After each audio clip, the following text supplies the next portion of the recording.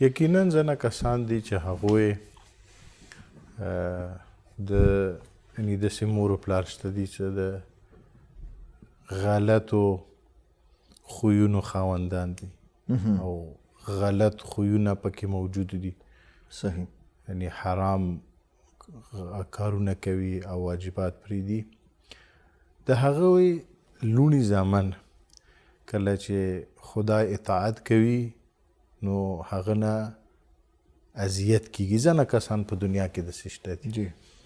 په دې صورت کې د مور و پلار اذیت شوله هغه هیڅ قسم سره ارزښت نه لري، قیمت نه لري. صحیح. هغه د خفه شي هیڅ باک نه لري.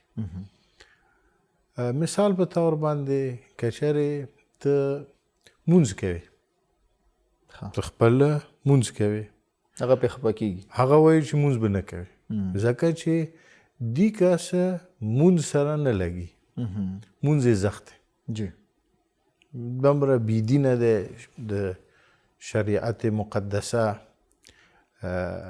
مخالف دی چې مونځ کوم کس کوي، خپل لوڼي زامن مونځ کوي، هغوی نه د دې نفرت وي او دې له وجې نه هغه ته اذیت راسي. نو که مور و پلار ته وایي چې مونځ دې مه کوه، ته د مور و پلار خبره به نه منې دې ځای کې.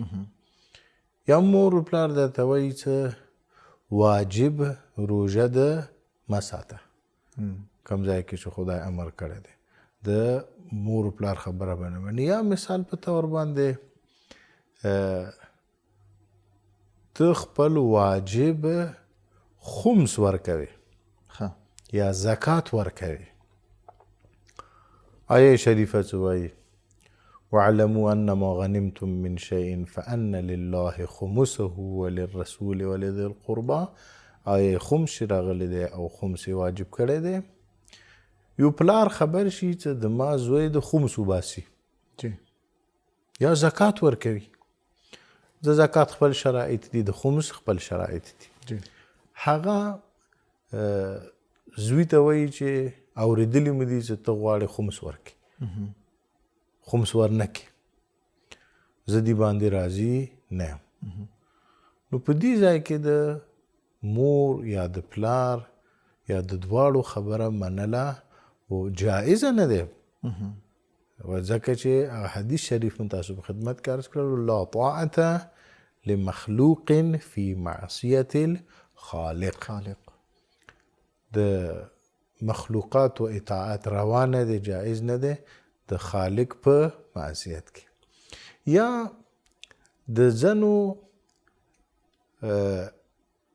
بچیو ځنو لونو زمنو دغه اراده وي او دغه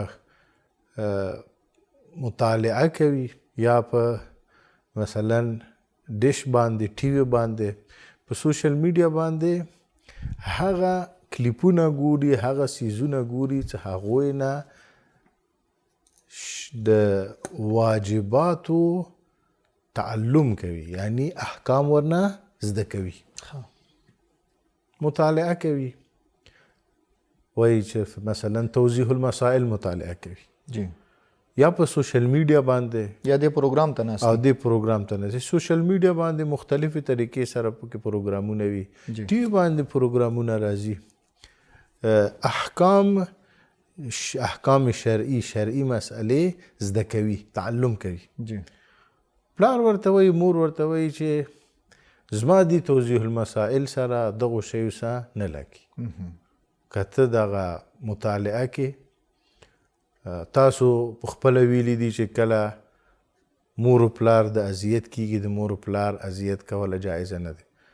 دې ټي وي پروګرام کتلې سره زه اذیت کېږم، نو دغه پروګرام دې مه ګوره او دغه مطالعه دې مه کوه او داسې څیزونه مه کوه.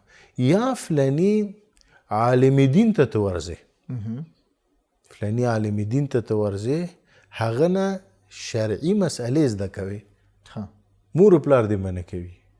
دې ځای کې به د مور و پلار خبره منې یا د مور و پلار خبره به نه منې؟ جواب دغه دی چې د مور و پلار خبره به نه منې.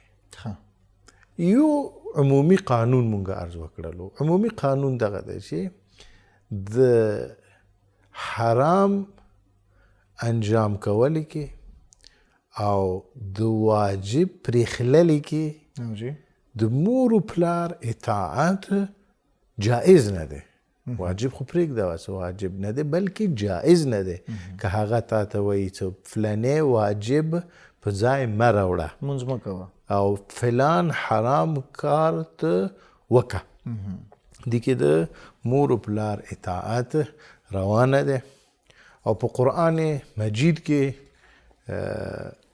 د مور و پلار په باره کې وایي چې که چېرې تا ته وایي چې ته مشرک شه، که چېرې تا ته وایي چې ته شرک وکړه شرک وکړه، نو دې ځای کې خو به د مور و پلار خبره نه مني.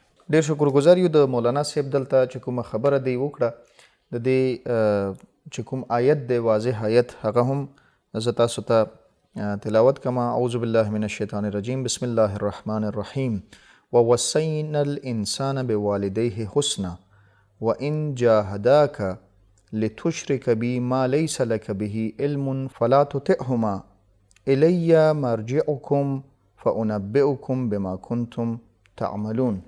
په دې آیت کې واضح طریقې سره چې د سوره عنکبوت اتم آیت دی واضح طریقې سره الله تعالی فرمایي چې ته والدینو سره احسان وکړه، هغوی سره ښه اخلاق وساته، هغوی سره نیکي وساته، د هغوی اطاعت وکړه. خو چې کوم ځای کې تا ته وایي چې ته ما سره شرک وکړه، زما په هکله خدای لکه خپله دغه خبره کوي چې ته مشرک شه. کوم ځای کې تا ته وایي چې مشرک شه، په هغه ځای کې ته د هغوی اطاعت مه کوه او تا باندې دغه فرض نه دی.